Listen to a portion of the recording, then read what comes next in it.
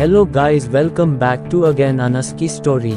आज फिर हम एक नई कहानी लेकर आपके सामने उपस्थित हैं। दोस्तों, वीडियो स्टार्ट करने से पहले मैं आपसे एक बात कहना चाहता हूँ।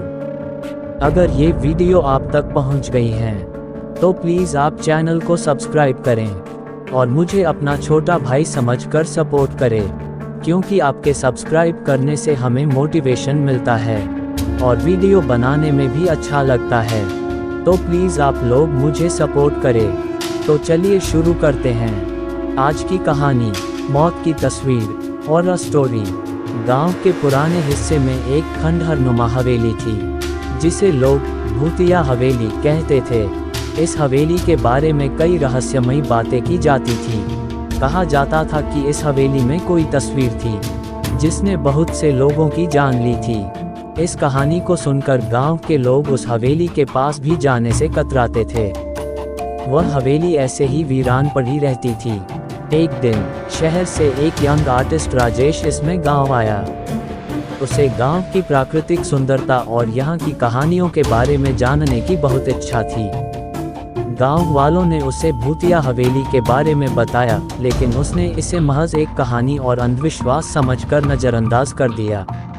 राजेश के अंदर जानने की इच्छा उसे खींचते हुए भूतिया हवेली तक ले गई। हवेली के अंदर दाखिल होते ही उसे एक अजीब सी ठंडक महसूस हुई।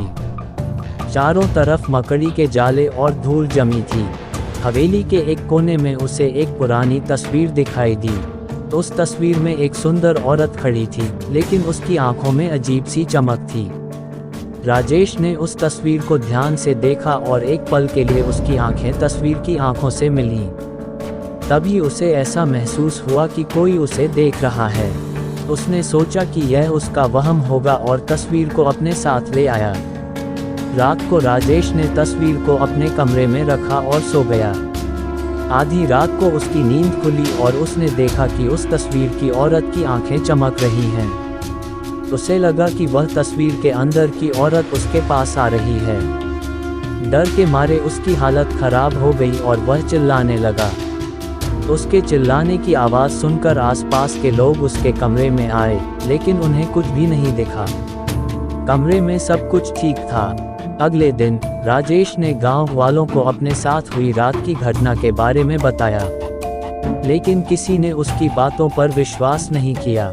रात होते ही फिर वही घटना दोबारा से होने लगी और अब इस बार राजेश की हालत और खराब हो गई। तीसरी रात राजेश की चीखों से गांव गूंज उठा और सुबह होते ही राजेश का शव मिला। उसकी आंखें खुली हुई थीं और चेहरा भय से विकृत हो चुका था। गांव वालों ने इस घटना के बाद उस तस्वीर को उसी हवेली में वापस से रख दिया और वहां जाने की हिम्मत किसी ने नहीं की। हवेली अब और भी ज़्यादा डरावनी हो गई थी। राजेश की मौत के बाद से गांव में और भी कई अजीब घटनाएं होने लगीं। लोग कहते हैं कि आज भी उस हवेली में राजेश की आत्मा भटकती है और उस तस्वीर की औरत की आंखें किसी नए शिकार की तलाश में रहती हैं। ये कहानी केवल मनोरंजन के लिए है। इसका उद्देश्य किसी भी धार्मिक या सांस्कृतिक भावनाओं को ठेस पहुंचाना नहीं है। अंत में मिलता हूँ आपको नेक्स्ट वीडियो में किसी नए टॉपिक के साथ। Love you so much Anas की जनता।